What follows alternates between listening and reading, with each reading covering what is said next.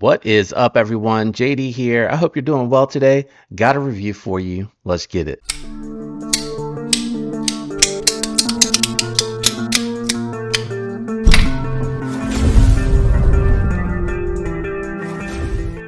All right, guys, today we're going to be looking at my personal Kansept Hinterland. Yes, I have done a overview on this one on the channel before, but I really actually enjoyed this one so much that I went ahead and picked up my own. Now, this will be the very first video where I have a completely new rig set up here for recording. So the angles will be a little bit different, and I ask that you be a little bit patient with me as I try to get my hand placement and everything and get used to where everything is, one, and two, get used to where my hand placement and everything needs to be while I'm doing this recording. So I apologize if I look down a lot. I'm trying to make sure that I stay here near my marker and everything while I'm doing this one. So the difference with this now is I've gotten to actually handle, carry, and cut with this particular knife. I also will be able to do a spine whack test just to make sure that it has a solid lockup. I will say, so far, all of my concepts have had a very solid lockup. I've had no issues with them. Thank goodness for that. So what we're dealing with is S35VN, and this does come in a bunch of different variants, guys. You'll be able to get it coated, uncoated. You'll be able to get it with the carbon fiber like I got here, or you can get it with the micarta, and I think there's a third option. I do apologize, I am forgetting that. These pocket clips on the two, there's another concept that you'll see here in another video that I picked up, but very nice. And I can't remember, I know I said spine whack, but I can't remember if I said disassembly. So I did a little bit more cutting with this one here.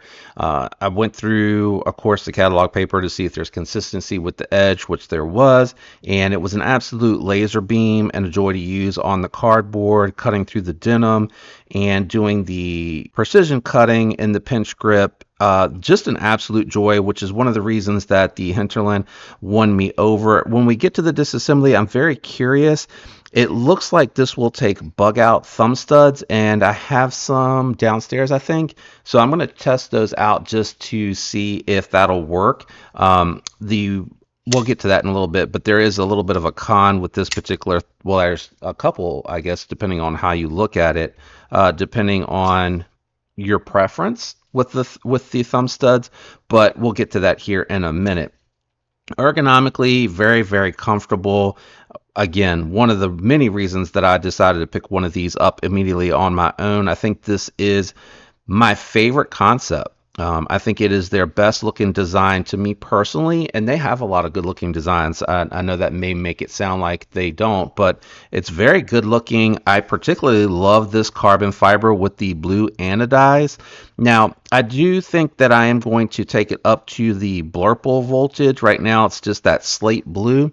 And the problem with this one is that when your oil and fingerprints get on it, it kind of muddies up the look a little bit. Whereas I think that that higher voltage blurple would look really awesome with this, but I would leave the hardware and standoffs exactly like they are.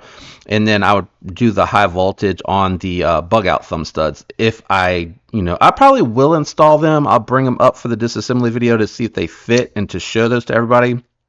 The last time I installed bug out thumb studs, I think, yeah, I think it was the replacements on my bug out. I think I went from the green coated thumb studs that were on my Blade XQ exclusive to black coated when I swapped it over to the Tiffany blue applied weapon tech scales. I did have to kind of sort of press it in there, so I maybe have to pause when we get to that particular point. You got ceramic bearings on race washers here. This one here has really good action. No side to side, really wrenching on it. No up and down, locked up solid. Let's do the spine whack before we get to the size comparisons. And then we'll do the disassembly in a different video. So let's go ahead and test it. Let's give it a fresh lockout because I was rocking it. We'll do from the center of the spine for one, and then we'll do two out on the tip.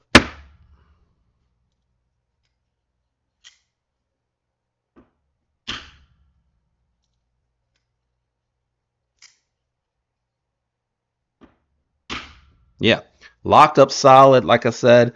So far, no issues with any of my Kansept knives. It's, again, all been a joy and a pleasure to use.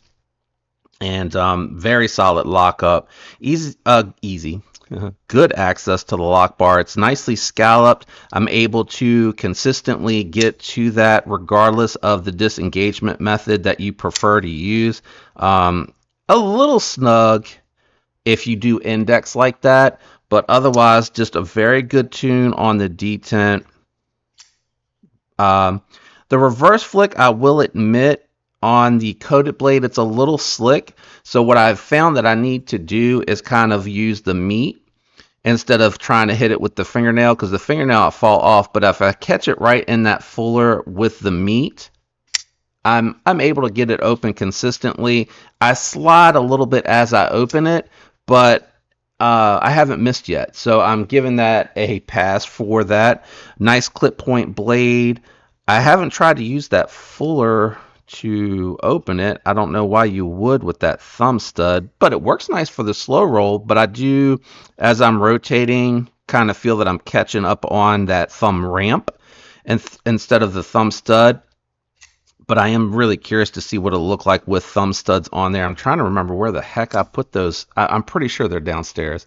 I'm trying to remember where I put those. I think I got my volume up a little loud, but I'm going to leave it as is because last time I adjusted it up, I ended up losing a little. I'm going to dial it down just a touch, and see if that helps any. But when I use the bug out thumb studs, I just really like those style thumb studs. All right, I'm rambling. Let's go ahead and do some size comparisons. Hopefully I've stayed in frame. I keep forgetting to check because I'm still getting used to everything, so I'm really sorry about that. Size comparisons. All right, so here it is compared to the Vosteed Hedgehog and the Spyderco Manix 2 lightweight with applied weapon tech scales. As you can see, this is definitely more of a full size knife, coming in a little bit longer than your Manix 2 lightweight. I would say this is pretty comparable to the size of a Shaman if you're familiar with that one. Let's do a couple more. All right, so we got the CJRB Echo on the table, and we have the Monster Urban Grip on here. I thought that would be a good one because they're very comparable in length. The Urban Grip is a little bit more slender overall. You got a little bit more handle, a little bit more height on your Hinterland, but I really do think that they're very comparable to look at. Also, I plan to do that same anodizing on the Urban Grip. I think that'll look really good. But let me get these out of the way. We'll grab the scale, refresh myself on the weight. I think this one was coming in a little over 3.5 if I remember, but I'm not 100% sure. And then we'll wrap it up for the full review of the Hinterland. All right, scales out, cutting that on. Hopefully you guys can see that. It looks like it shows up okay on my screen with everything in the new angle. So coming in at 4.4, I didn't think it was over 4 ounces, but actually full titanium, a little bit more height to it, a little bit of a, more robust blade. That kind of makes sense. It's still going to come in lighter than the Shaman. My Shaman was coming in over 5 ounces. And I also think my Padre comes in over 5 ounces as well. So good weight on here. Let's go ahead and move the scale out of the way and wrap up. All right, guys, now that I have my own and I've gotten to spend a little bit more time with this one, a lot that I do like. I think that the only things that really hold me back are going to be the thumb stud. And that's because, one, it's on one side, and two, I've noticed a couple times when sitting and I go to pull it out of my pocket, I'm noticing that it's catching on these really sharp corners. So you probably could knock those down a little bit so that it doesn't do that, or maybe that was the intent so that when you pull it out of the pocket, you can kind of deploy it. What's that called? I can't think of what that's called, but you guys know what I'm talking about. It catches. My editor may have to throw it on there. I'm just blanking right now for some reason. But maybe that was the intent. So like when you pull it out, to catch it on that to be able to deploy it. I don't really deploy my knives like that. I think that's more of a tactical thing. I use mine for more utility, practical purposes. In a pinch, yes, you can perhaps defend yourself with these in, close quarters. I would definitely say look into how to do that properly to make sure you know what you're doing with that one. I am not your expert in that area is what I'm really trying to say. I'm not a big fan of coated blades. I believe this is PVD on their S35N. I will say though, even though it is coated, The S35's VN seems to be holding up well. I've only had to really strop it once, and that was after the really big cut example that I did for this video exclusively. We'll do the disassembly later. I think it's going to be pretty straightforward. It doesn't even look like you need to remove the scales. It looks like it's both of these, these two screws, and then it is not captive, so you will need a T8 for either side to disassemble. I'll show you the tools that I use, but there's actually multiple options out there to kind of keep that from spinning on you, and it's not too difficult to do. Just take your time and make sure, especially with the coated hardware, that you're not scratching up or marring up or anything like that.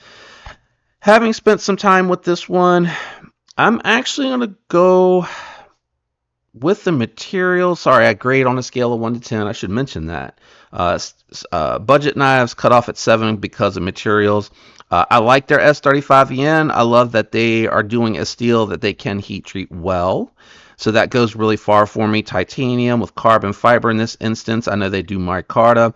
Titanium pocket clip. Their stone wash is really good. Good factory edge. What holds it back for me is the thumb studs. And I don't love race washers, but I will say this one feels smoother, and it's probably because it hasn't been in a pass around before getting to me for a review sample. But this one feels really smooth. I actually really find that I am really enjoying the action on this one. It's very well done, and the build quality is all there. I'm going to go 8-1.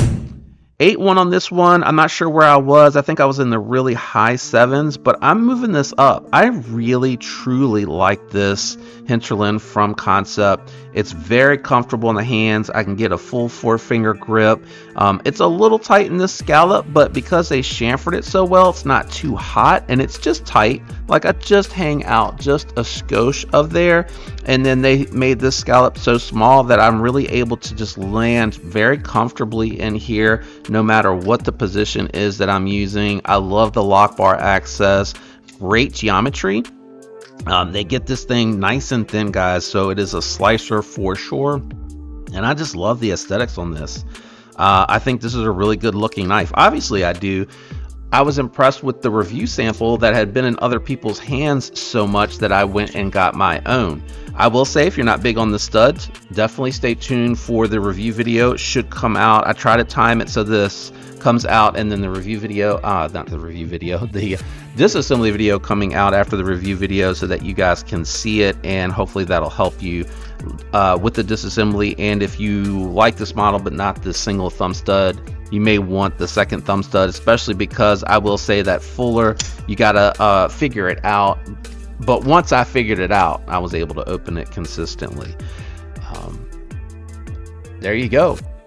I really enjoyed the Hinterland so much on the first go around that I was compelled to pick one up on my own with my own monies, and I have no regrets. It has been in the rotation, and I've very much enjoyed carrying it. Let me know what you think about the Hinterland down in the comments below. Shout out and comment for me and let me know what you're thinking about the new layout with the rig. It cleaned up the desk a lot for me, and I just hit the spring on my mic boom, and I'm adjusting a little bit to the position of where everything needs to be, hands, the knife on the camera, so I'm looking down a lot. I apologize for that. I got a little bit of a different setup with the lighting behind the face cam, and then now this light here is in my face, so I definitely need the hat more so just because it's like in my face. But let me know what you think about the setup, or did you even notice any difference? Might not have for you. It's a big change for me behind the scenes. Thanks for watching to this point. Leave a like if you enjoyed. Definitely Kansept is linked down below if you're going to pick it up. So is Blade HQ. I don't think they list on Amazon that much, but I'll check and I'll link for whatever is best for you, whatever link you want to use. But when you use a link, it helps the channel, and I greatly appreciate it. Special thanks to the channel members. Love you guys. I'm out of here, everyone. I'll catch you next time. Have a great week. Peace.